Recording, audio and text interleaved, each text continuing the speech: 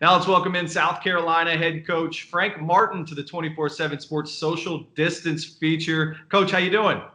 I'm doing great. You must have been running out of people to talk to. You're trying to talk to me. I don't know about that. How you holding up during the quarantine? Yeah, it's been interesting. It's like everything else. You go from trying to figure out how to win that next game to being told season's over, and then try to figure out how to do your job and how to do your job as a husband and a father and be a son to my mother who's by herself in Miami, and with all this unknown, and then manage our players from afar and recruit from afar. But it's like everything else. You learn, you live, and you adjust, and you move forward. It's certainly been a learning process for all of us. Is there anything that you'll take from this time and maybe apply to your everyday life or something? I think we've all picked up different things during this time or learned how to slow down in some ways. Is there anything you'll take from this period and kind of apply to your everyday life? Yeah, that as much as I take pride and thought that I was trying to do my job as a father, I really wasn't doing my job as a father. And I've got a son in college, a teenage daughter, and a teenage little guy who just turned 13. And they know who I am, and I'm involved in their life. But in reality, I didn't know who they were. And I've taken a step back and realized that I don't care what comes forward with work. I'm not letting that happen again. Oh, that's awesome. You've been able to experience that during this time. From a hoop standpoint, what are you going to miss most about not having a spring or summer, whether that be with your players or whether that be recruiting wise or no conference tournaments, NCAA tournaments? What are you going to miss the most? Yeah, the spring and summer, which is all about building a relationship with your players. I mean, you find out a lot about each other during the season, but you don't build your relationship during the season. You build your relationship in the off season. It's everyone says, well, you only get 2-3 hours a week to do basketball. Yeah, but you end up in so many other conversations that you get to comprehend each other from completely understand each other better.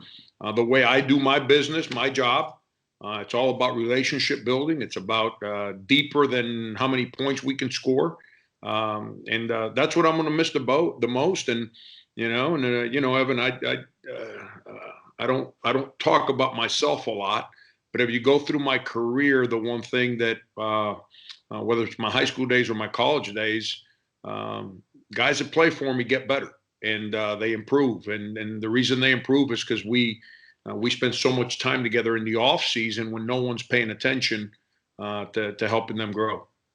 In terms of growing, it's certainly something that I would imagine went into what I'm about to mention. ESPN wrote a story outlining the top 25 hires over the last 25 years, and your hiring at South Carolina in 2012 was mentioned on that list. What does hearing that say about the job that you've done at South Carolina over the past 8 years? I remember taking the job, and that was not a popular opinion back then. Everyone thought it was the worst decision made by anybody in the history of mankind to take the job here at South Carolina. So that I'm surrounded by the right people, my bosses, my assistant coaches, the players that we've recruited. Evan, you're kind of in this world, and it's not the recruiting world. I don't run around trying to win the recruiting, popularity contest. I try to be very patient in recruiting and take guys that I think fit who we are, that want to be here. And I think we've done a pretty good job of that, of identifying real good players that have come here and busted their humps to grow and sacrifice. And I'm a little disappointed with the fact that we've only been to one NCAA tournament. Obviously, we made a great run the one year we were in it, but we haven't had a losing record in 6 years. We've won double-digit league games in 4 of the last 5 years, which is also the toughest SEC has been in a long, long time. We've done that, and And we've also had the two winningest seasons in the history of the school in back-to-back years. So we've done a lot of good, but I'm still. It was great that we were nominated and put in that group, and I'm extremely thankful for it. But at the same time, there's so much work to do. We've learned how to sustain winning. Now we've got to take that next step forward. Right. A guy that could help you take that next step is AJ Lawson. He declared for the NBA draft, but didn't sign with an agent. What's his status right now? And do you think there's a good chance he'll be back in Columbia next year? Yeah, I mean, I talked to him yesterday. He's one of the great kids I've been around.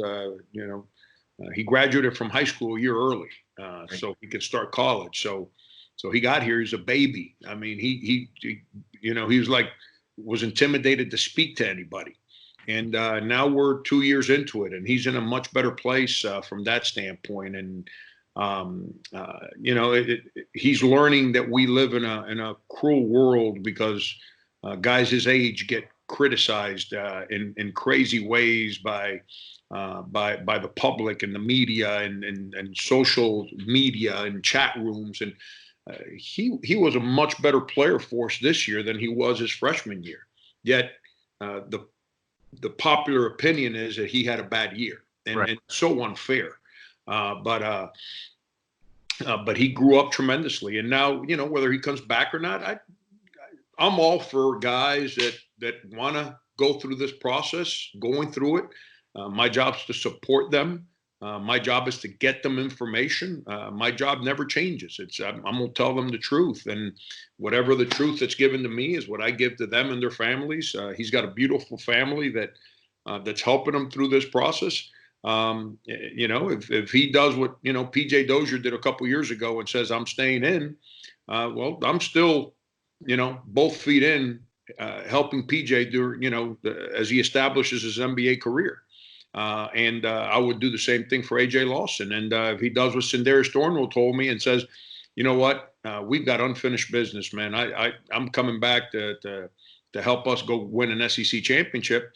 Then I'm rolling with AJ Lawson there too. It's I'm in a win-win situation because if he does stay in, it's another young man that I can help through this whole journey because of the relationship I was telling you about before. It's so much deeper for me than the points and all that other stuff. And if he comes back, you talk about having a heck of a player on our team that's going to continue to get better. Let's play a hypothetical that he does come back. What does your team look like next season? What do you think's the strength and the makeup of that group? I think we're going to be real good. We lose Mike Kotsar, who was a 4-year starter for us, and replacing him is going to be really good player. Yeah, he ended up having a great senior year and a great leader to the young guys. And then we had a transfer in Jair Bolden, who transferred to Butler, who was a 3-point specialist for us. And but we returned everybody else, and we had a young man sitting out that was a 5-star recruit out of high school in Seventh Woods, and by the end of the year in practice, he was playing again with that extreme aggression and athleticism and swagger that he had when he was in high school that unfortunately he had kind of lost in his time at North Carolina. And so I'm so excited to add him and basically return everybody else that played. AJ Lawson, Keyshawn Bryant took a huge step forward as a player. Justin Minaya is going to next year, has a chance to be a redshirt junior, has a chance to be a 3-year starter going into that year, just like Keyshawn, just like AJ. Jermaine Cousinard to be a sophomore, and he was one of the top 5 freshmen in the SEC this year. I mean, he a really good player. And then you add Jalen McCrary and Wildens Levesque and Alonzo Frank, who the last 5 games of the season this year played the best basketball he's played for us.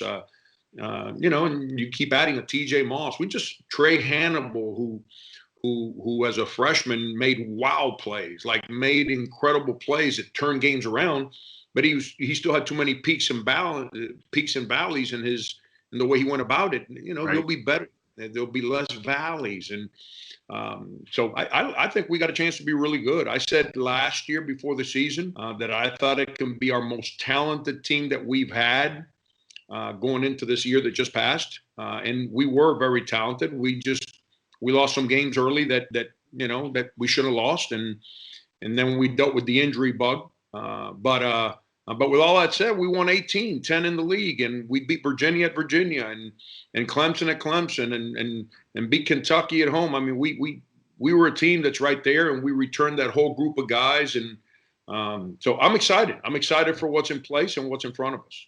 Now, I want to get your take on some of the hot button topics around the sport. In my opinion, I think our sport could look entirely different in the next 2 years when you talk about the name, image, likeness, the immediate transfers, what the G League is doing. I guess start with the NBA G League and the professional path that's gained some steam over the last couple of weeks with 3 top 15 recruits deciding to go that route. How much do you know about it? What do you think about it? And do you think it's in the best interest of some of these kids? I had a job when I was 12 years old, man. It's just a journey. Unfortunately, it wasn't playing basketball for $500,000. It was. I didn't get that either. Yeah, no, it was making change at a pool hall, so kids want to go play for money. Let them go play for money. I mean, shame on everyone's always made this an NCAA issue, like we're the ones taking advantage of these kids. It's not our rule. It's shame on the NBA that they deprive these young people from working to make money. Shame on them. We've always spun this and said, college basketball, they just take advantage of these kids. No, we don't. They choose to come here. We don't make them come here. The NBA is the one that's kept them out. Right. So, thank God. It's I know my son. If he was in a situation where he was good enough, that's a great option for him. Mm-hmm. But it's not as great a story as it's being spun to be right now. 3, 4, 5 guys will make decent money to be in the G League. But truth be told, one of the reasons this is being created, if you go to G League rosters, there's not a lot of rookies even starting for the G League teams. Right. Because it's hard for a 17 and 18-year-old to start in a professional organization. And so they've created this team to kind of appease the higher paid guys, the higher talented guys, to try to, figure out a way to, I don't want to say keep them happy, but not put them in a place where they're going to make $30,000 and stay in lower rent hotels. And because I know people don't like to admit this, but I ask our players this every year as much as I can. Is your life better now than it was before you got here? And to a man, every single one every year says yes to that question. And so we do right by young people, and we provide unbelievable living opportunities and traveling opportunities, and we provide a quality of life to help them grow as people that's important to them. But